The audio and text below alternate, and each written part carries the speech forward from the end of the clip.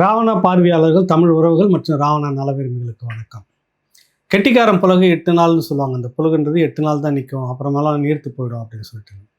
எப்படிப்பட்ட ஒரு சாமர்த்திய மோசடி கூட ஒரு காலகட்டத்துக்கு பிறகு வெளிப்பட்டுடும். அந்த மாதிரி தமிழ்நாடு முதலமைச்சர் ஸ்டாலின் வந்து இப்போ உயர்நீதிமன்றத்தால் கேள்விக்குள்ளாக்கப்பட்டிருக்கிறார். இந்த விஷயம் சமூக வலைத்தளங்களில் பெரிய அளவில் பேசப்படலை. ஒரு சில நாளேடுகளில் மட்டும் வந்திருக்கு. பாலிமர் செய்தியில் இந்த மாதிரி வந்திருக்கு. அவர் முதலமைச்சராக உறுதிமொழி ஏற்றுக்கொண்டதற்கு நேர் எதிராக ஒரு மாபெரும் தவறை செய்துவிட்டு நிற்கிறார் முதலமைச்சர். அதிமுக இந்த பிரச்சாரத்தில் அது கையில் எடுக்க இருக்கிறது. என்ன விவகாரம்? இதுதான் இன்னைக்கு பேசுபொருள். ஏன் ஊடகங்கள் இதை பற்றி பேச மறுக்கிறதுன்னு.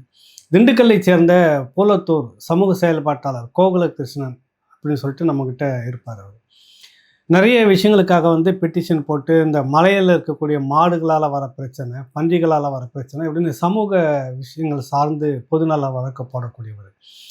அவர் வந்து ஒரு பிரச்சனை ஏற்படுது என்னன்னா, ஃபாரஸ்ட் டிபார்ட்மெண்ட் சொல்லக்கூடிய வனத்துறையினுடைய ஒரு இடத்த வந்துட்டு IAAS அப்படின்ற அந்த அதிகாரியாக இருக்கக்கூடிய ஒரு அம்பலவான் இருக்கிறது கையகப்படுத்துறாரு. அதில் ஃபாரஸ்ட் டிபார்ட்மெண்ட்டில் பிரிட்டிஷ் காலத்தினுடைய கட்டடம் ஒன்று இருக்கிறது. அது சம்மந்தமாக ஒரு பெட்டிஷன் போடுறாரு. அவருக்கும் ஒரு பெரிய பிரச்சனை வருது. சொந்த ஊர்லேயே அவர் வந்துட்டு பல பொய் வழக்குகள் அவர் மேலே அடுக்கடுக்காக அரசு அதிகாரியை வந்து பணி செய்ய விடாமல் தடுத்தார், கத்தி எடுத்து குத்த வந்தார், இப்படி நிறைய அவர் கைது, சிறை. அவங்களுடைய மனைவி கௌரவமான ஆசிரியர் அவங்களையும் கைது. இத்தனைக்கும் இந்த கோகுலகிருஷ்ணன்றவர் முழுக்க ஒரு சுதந்திர போராட்ட தியாகியோட மகன். இவ்வளோ பின்னணியை கொண்டு ஒரு நல்ல கல்வியை கற்றவர், மிகப்பெரிய அளவில் அவர் கூட சக மாணவர்கள். அவர் வந்துட்டு இந்த ஷைனி ஸ்கூல்னு சொல்லுவாங்க, இராணுவத்துக்கான பள்ளியில் படித்தவர். அவர் கூட படித்தவர்கள் நிறைய இராணுவ தளபதிகளாகவும் IAS IPS அதிகாரிகளுமாகவும் இருக்கக்கூடிய அப்படி ஒரு நெட்வொர்க்கில் இருக்கிற அவருக்கு இவ்வளோ தொடர்ந்து சிக்கல். அப்போ அந்த காலகட்டத்தில் அங்கே மாவட்ட ஆட்சியராக இருந்தவர் வெங்கடாச்சலம்னு சொல்லிட்டு ஒருத்தர், கோயம்புத்தூர் பகுதி கோபிச்செட்டிப்பாளையத்தை சேர்ந்தவர்னு நினைக்கிறேன். அவர் இதுக்கு எல்லாமும் உடந்தையாக இருந்துட்டு இந்த வழக்குகள்லாம் நிறைய போடுறாங்க. இந்த வழக்கு நடக்குது, வெளியில் உள்ளே போகிறாரு, அப்புறம் வெளியில் வராரு, பேட்டி கொடுக்குறாரு, அப்புறம் சம்மந்தமாக நீதிமன்றத்துக்கு போகிறாரு. அது ஒரு பக்கம் போயிட்டே இருக்குது. அவர் என்ன பண்ணுறாரு, தனக்கு தொடர்ந்து நெருக்கடிகளை கொடுத்து கொண்டிருக்கக்கூடியவருடைய பின்புலம் என்ன அப்படின்றத பார்க்குறாரு. அங்கே இருக்கக்கூடிய அந்த VAO ஒருத்தர், கிராம நிர்வாக அதிகாரி, அவருடைய வருமானத்துக்கு அதிகமான ஒரு சொத்து ஒன்று சேர்த்து வச்சுருக்கிறாரு. ஒன்று கண்டுபிடிச்சி ஒரு பெட்டிஷன் போட்டுட்டு அந்த கையோட வந்து இந்த வெங்கடாச்சலம் யார், என்ன ஏது, ஏன் இவர் இவ்வளோ ஆட்டம் ஆடிட்டு இருக்கிறார், எதுக்கு இவ்வளவு வந்து ஒரு அதிகாரி சொன்னால் அதை கேட்டுக்கிட்டு எதற்கு இவர் இவ்வளோ வழக்குகளுக்கு கூட துணை வரணும் அப்படின்னு பல்வேறு காரணங்கள் அவருக்கு. அதனால் அவர் வந்து எடுத்து என்ன பண்ணுறாரு, 2024 6வது மாதம் 5ஆம் தேதி ஒரு மனு ஒன்று ரெடி பண்ணுறாரு. இந்த மாதிரி வெங்கடாச்சலம் மீது வருமானத்துக்கு அதிகமாக 100 கோடி ரூபாய் சொத்து, அதாவது அப்படியே அக்யூராக எடுத்ததுன்னு சொல்லுவாங்கள்ல, அந்த டாக்குமெண்ட் அப்படியே எடுத்தது, அதுக்கான பண பரிவர்த்தனைகள் எந்தெந்த வங்கியிலிருந்து எந்தெந்த இதுக்கு போயிருக்கிறது, அவர் மனைவி பேரில் இருக்கக்கூடிய சொத்துக்கள் எவ்வளவு அப்படின்றது எல்லாத்தையுமே எடுத்து ஒரு 100 கோடி ரூபாய் சொத்து இன்றைய தேதியில் அவருக்கு இருக்கிறது அப்படின்னு சொல்லிட்டு 2024 6வது மாதம் 5ஆம் தேதி வந்து ஒரு புகார் ஒன்று அனுப்புகிறாரு. அனுப்பிட்டு என்ன பண்ணுறாரு, இங்கே உள்துறை செயலாளர், தலைமைச் செயலாளர், நிதித்துறை செயலாளர், முதலமைச்சர் அலுவலகம், ஆளுநர் மாளிகை, அதுக்கடுத்தது டெல்லி உள்துறை அமைச்சகம் எல்லாத்துக்குமே ஒரு புகார் அனுப்புகிறார்.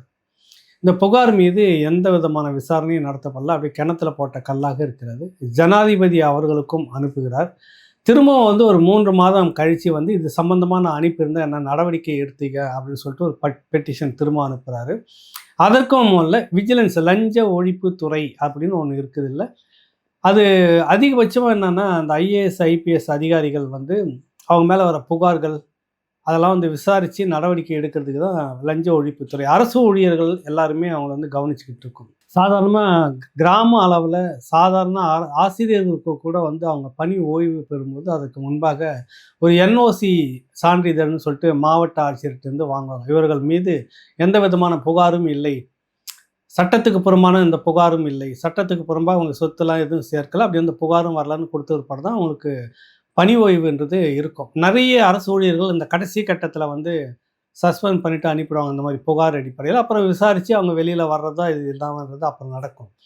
அந்த மாதிரி இவர் வந்துட்டு அந்த IAS வெங்கடாச்சலம்ங்கிற அந்த IAS மேலே புகார் அனுப்பி அது என்ன ஆச்சு ஏது அப்படின்னு கேட்டுக்கிட்டே இருக்கிறாரு, பதிலே இல்லை. அதுக்கு பிறகு வந்து 8வது மாதத்தில் வந்து ஒரு RTI விசாரணை போடுறாரு. அவருடைய சொத்து விவரங்கள்லாம் என்ன கொடுத்துருக்கிறாரு, ஏது கொடுத்துருக்கிறாரு, என்ன ஏது, என்ன தகவல் கேட்டிருக்குன்னா, அதுக்கும் ஒரு பதிலும் இல்ல. அதுக்கு பிறகு அவர் என்ன பண்றாரு, அவர் தளத்தில வந்து இந்த அதுக்கான சமூக அந்த அரசு தளத்திலேயே போவாங்க. அப்புறம் வந்து முறைப்படி ஆர்டிஐ எழுதி கேட்கும்போது, இவரு வந்து ஒரு அதாவது ஆண்டுக்கு ஒரு மார்ச் மாதம் முடிஞ்ச உடனே ஒரு ஐஏஎஸ், ஐபிஎஸ் அதிகாரி தன்னுடைய சொத்து கணக்க வந்து காட்டணும் அரசுக்கு. இவர் அந்த மாரி அரசுக்கு ஒரு சொத்து கணக்க காட்டுறாரு. எனக்கு இவ்வளவு தான் சொத்து இருக்குதுன்னு காட்டின உடனே, அந்த தகவல வந்து எப்படியோ ஆர்டிஐ மூலமா அவர் எடுத்துடுறாரு. கோகுலகிருஷ்ணன் வந்து எடுத்துடுறாரு. எடுத்துட்டு என்ன பண்றாரு, உடனே ஒரு பெட்டிஷன் ரெடி பண்ணி, இந்த இணைப்பில இணைச்சிருக்கிறது வந்து அவர் சொல்லியிருக்கிற சொத்து பட்டியல். வெங்கடாச்சலம் ஐஏஎஸ். நான் இணைப்பு 2 வந்து நாங்கள் நேரடியாக விசாரித்து கண்டெடுத்து ஆதாரம் ஆவணங்களோடு இணைச்சிருக்கிற சொத்து பட்டியல். 100,00,00,000 சொத்து பட்டியல் இருக்கிறது. இப்படிப்பட்டவர் எப்படி தவறான ஒரு தகவலை உங்களுக்கு குடுத்திருக்கிறார்ன்னு தலைமைச் செயலாளர், உள்துறை செயலாளர், அதுக்கடுத்தது உங்களுக்கு நிதித்துறை செயலாளர், பொதுச் செயலாளர், முதலமைச்சர் அலுவலகம், விஜிலன்ஸ் எல்லாத்துக்குமே அனுப்புறாரு. இது வந்து 8வது மாசத்துல நடக்குது. 11வது மாசத்துல 2024 திரும்ப வந்துட்டு இந்த விஷயத்த வந்து என்கொயரி வந்து அனுப்புனதுல விஜிலன்ஸ் வந்து அவரை அழைக்கிறாங்க. அழைக்கும்போது வந்து என்ன கேட்குறாங்க, இந்த மாரி விசாரணை நடத்தணும் வாங்கன்னோன்னே, இல்லைங்க நீங்கள் விசாரணை நடத்துகிறேன்றீங்க, இந்த மாதிரி புகார் கொடுத்துருக்குறேன், அது மேலே நீங்கள் என்ன நடவடிக்கை எடுத்திருக்கீங்க, ஆர்டிஐயில் கேட்டால் ஒரு பதிலும் இல்லைன்னா விசாரணை போய் கொண்டிருக்கிறது அப்படின்னு பதிலை சொல்கிறாங்க. ஜனவரி மாதம் 2025 உயர்நீதிமன்றத்தில் கோகுலகிருஷ்ணன் வந்து ஒரு பெட்டிஷன் போடுறாரு. நான் இப்படி ஒரு புகார் கொடுத்துருந்தேன், ஒரு அதிகாரி 100 கோடிக்கு மேலே சொத்து சேர்த்துருக்கிறார், இதன் மீது ஒரு விசாரணை நடத்தணும்னு சொல்லிட்டு இதன் மீது எந்த நடவடிக்கையும் எடுக்கப்படவில்லை, அரசு உத்தரவிடணும்னு முறைப்படி அரசு வந்து இவங்க எல்லாருக்கும் நோட்டீஸ் அனுப்பும். அப்போ கூட லஞ்ச ஒழிப்பு துறைன்னு சொல்லக்கூடிய விஜிலன்ஸ் ஆன்டி கரப்ஷன் இருக்கக்கூடிய அந்த துறையில் வந்து நாங்கள் விசாரணை நடத்தி கொண்டு இருக்கிறோம் அப்படின்னு ஒரு பதிலை கொடுத்துட்டு போயிட்டாங்க. பொதுத்துறை செயலாளரோ, நிதித்துறை செயலாளரோ, உள்துறை செயலாளரோ, தலைமைச் செயலாளரோ யாரும் இதுக்கு வந்து பதிலை கொடுக்கல. அப்படி இழுத்துக்கிட்டே இருக்குது. அதுக்கு பிறகு பிப்ரவரி மாதத்துக்கிட்ட திரும்ப ஆர்டிஐயில் போட்டு அவர் கேட்குறாரு. கேட்கும்போது எந்த விதமான தகவலும் இல்லை. அவர் வந்து அப்போ வந்து ஆவண காப்பகம் எழும்பூரில் இருக்குதுல்ல, அதில் வந்துட்டு வரலாற்று ஆவண காப்பகத்தில் அதிகாரியாக வந்து நியமிக்கப்பட்டிருக்கிறார் வெங்கடாச்சலம் ஐஏஎஸ். அது மட்டும் இணையதளத்தின் மூலமாக பார்க்க முடிஞ்சது. பிப்ரவரி மாதத்துக்கு பிறகு மார்ச்சில் வந்து என்ன பண்ணுறாரு, அவர் விஆர்எஸ்க்கு வந்து அப்ளை பண்ணியிருக்கிறார். அந்த விஆர்எஸ் விருப்ப ஓய்வு அதை வந்து தெரிவிச்சாங்கன்னா 90 நாட்கள் ஆகணும்.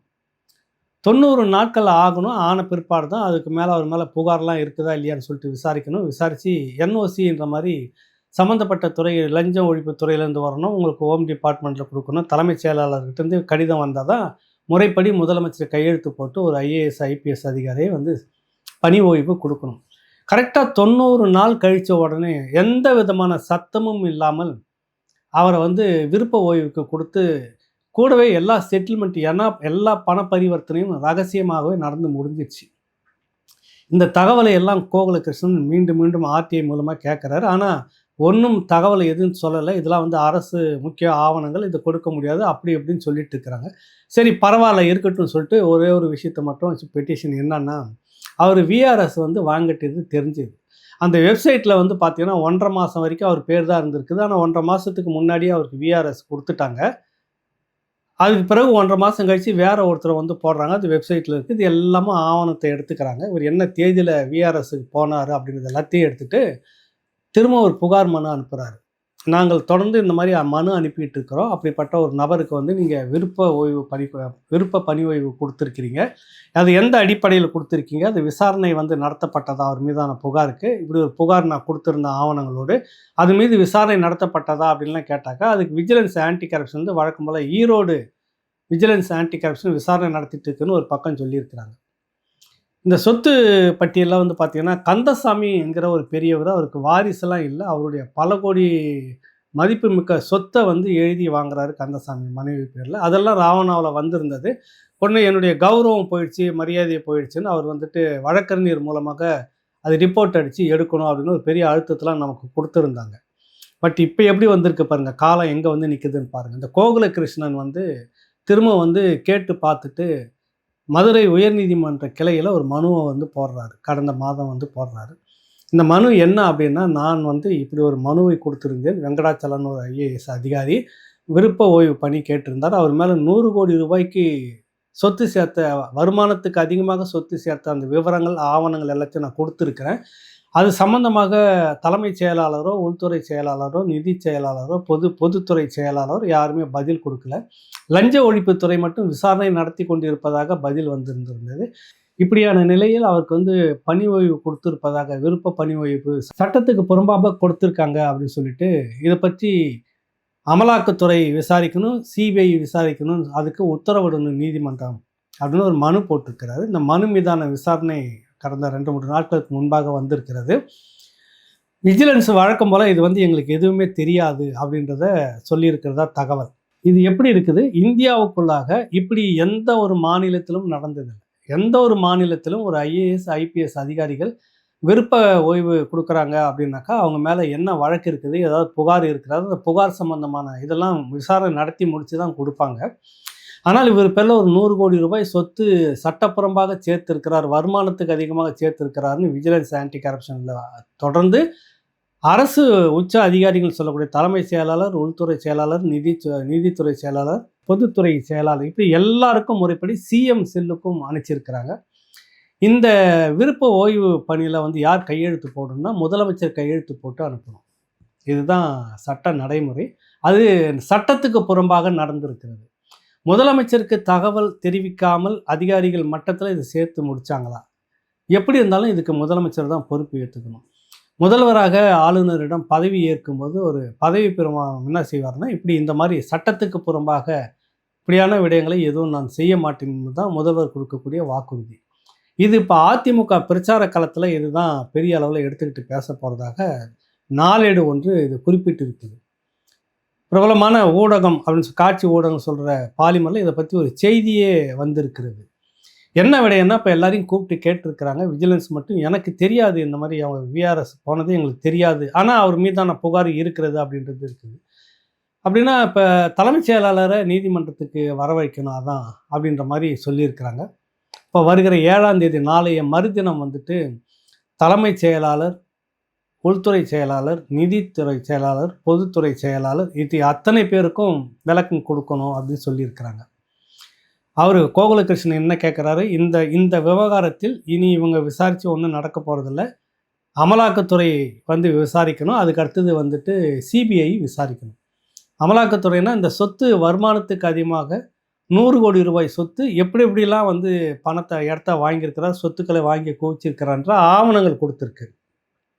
இதில் சட்டவிரோத பண பரிமாற்றம் இருக்கிறதாக சொல்லி அதனால் அமலாக்கத்துறை கட்டாயம் விசாரணை நடத்தியாக வேண்டும் என்று ஒரு கோரிக்கை.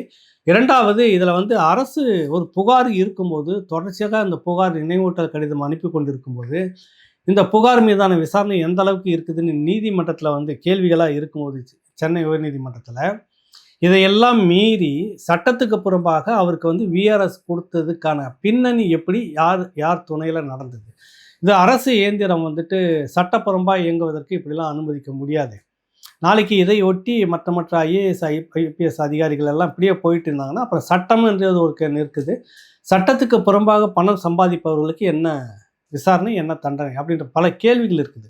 ஒரு சாமானிய ஆசிரியர், ஒரு அரசு ஊழியர், ஒரு கீழ்மட்டத்தில் இருக்கிறவங்களுக்கு மட்டும் உடனடியாக நாளைக்கு ஓய்வு பெறுகிறாருன்னா இன்றைக்கி சஸ்பெண்ட் பண்ணி அனுப்பிச்சிடுவாங்க. பணி நீக்கம், இடைக்கால பணி நீக்கம் செய்து உங்கள் மீதான இந்த மாதிரி குற்றச்சாட்டு இருக்குது, விசாரணைக்கு பிறகு உங்களுக்கு பணி ஓய்வு, அதுக்கான பெனிஃபிட்லாம் கிடைக்கும். அப்படி நடக்கும்போது ஒரு ஐஏஎஸ் அதிகாரி இவருக்கு தெரியுமா தெரியாதா, இது இப்படி விஆர்எஸ் வாங்கிறது தவறுன்னு இவருக்கும் தெரியும். இப்படி எந்த விதமான ஒரு விசாரணை அவர் மேலே குற்றச்சாட்டு, பெரும் குற்றச்சாட்டு இருக்கும்போதே அவருக்கு விஆர்எஸ் கொடுப்பது தவறு என்று மெத்த படித்த ஐஏஎஸ் அதிகாரிகள், தலைமைச் செயலாளர், உள்துறை செயலாளர், பொது செயலாளர், நிதித்துறை செயலாளர் இவர்களுக்கு தெரியுமா தெரியாதா? முதலமைச்சருக்கு இந்த விடயம் தெரியுமா தெரியாதா? தெரியாமல் இவர்கள் எல்லாம் கையெழுத்து போட்டால் தான் அவர் விஆர்எஸ் போக முடியும், அந்த பெனிஃபிட்லாம் கிடைக்க முடியும். ஆனால் விஆர்எஸ் போயிட்டாரு, பெனிஃபிட்டு கிடைச்சிருச்சு. எப்படி? இதுதான் இன்றைக்கி இருக்கக்கூடிய ஒரு பரபரப்பான விஷயம். முதலமைச்சர் ஸ்டாலின் அவர்கள் இப்பொழுது வெற்றி பெற்றாலும் கூட அவருடைய வெற்றி இந்த அடிப்படையில் கேள்விக்குறியாகும். அதிமுக உள்ளிட்ட எதிர்க்கட்சிகள் இந்த விடயத்தை தான் பெரிய அளவில் எடுத்துக்கிட்டு இருக்குது.